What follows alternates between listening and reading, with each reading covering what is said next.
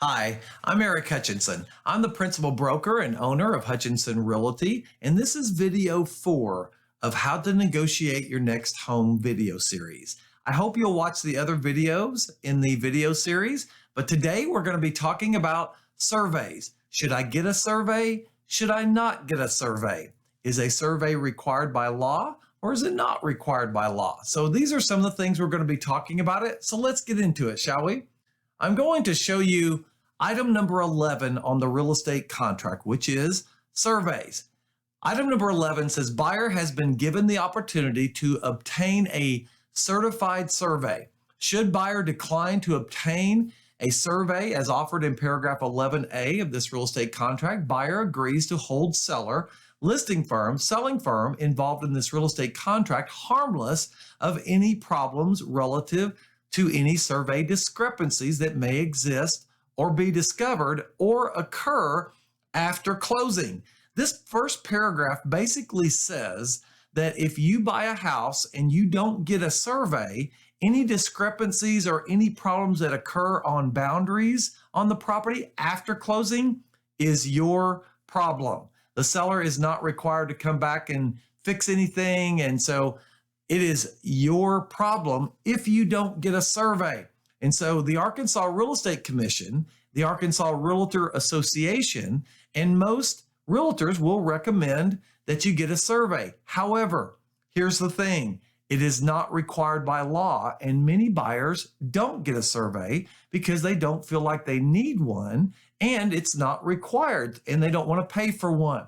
If you look at item number A under item 11, it says a new survey satisfactory to buyer. Now, anytime you see that word satisfactory to buyer, that automatically puts a contingency on the real estate contract. So this contract would be contingent upon a satisfactory home inspection. If the buyer's not satisfied, they can terminate the real estate contract. But it says a new survey satisfactory to buyer, certified to buyer within 30 days prior to closing by a registered land surveyor, showing all improvements, easements, and any encroachments will be provided and paid for by buyer, seller, or they can split the cost of it. Now, a lot of buyers say, well, isn't it the seller's responsibility to do a survey?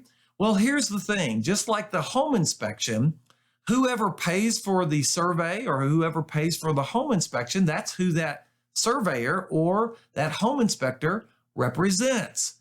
Now, the reason why I recommend that buyers pay for their own home inspection and pay for their own survey is because that surveyor represents them, and there can't be or there shouldn't be any foul play. If a seller pays for a survey or a home inspection and they give a little bit of extra money to the surveyor or the home inspector, and that surveyor or home inspector is not a reputable person or a moral person, then they might change the results.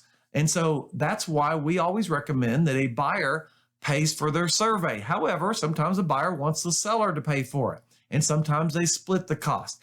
Either way, if a survey is performed, you want to do a survey showing all improvements on the property and showing whether or not there's any discrepancies in the boundaries at all. Now, you can choose not to have a survey, and some buyers choose not to do that if it's in a subdivision where houses are very close together and their fences are being shared by their neighbor, and that's perfectly fine. But just keep in mind that if there's any problems that arise after closing between you and the neighbor on encroachment of the fence or driveway or whatever, there could be some liability there for you as a buyer. Now, item number C, I see a lot of agents and buyers check this and write in that a current survey to be provided.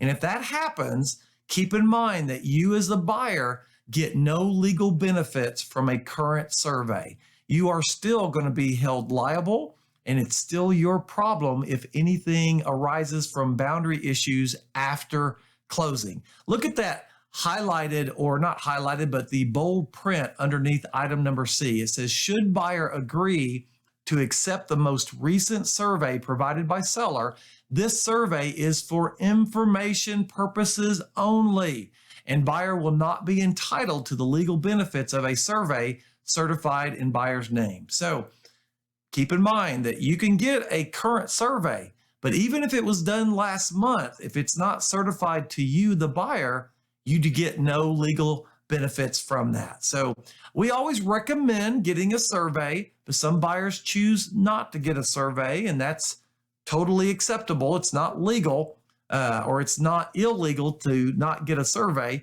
So it's up to you as the buyer. So, but please be careful, especially if you're buying acreages. Fences can be moved, and sometimes there's things that happen to the land, or there's buildings or a pond or something that's on the property that you want to make sure that you are getting that and that the boundaries are where you think they are. So I hope this video has helped you in deciding whether or not you needed a survey in the future, or whether or not you should get one before you sell your home. If you would like to reach out to me or one of our agents, you can email us at info@hutchrealty.com. And we'll be happy to answer any questions. You can message me from this video. You can also visit our website at hutchrealty.com, where you can view every listing in Northwest Arkansas, not just our listings, but every listing. Also, if you're a seller, you can do a free market report from our website. So please reach out to us. We hope to hear from you soon, and we wish you the very best. May God bless you and keep you.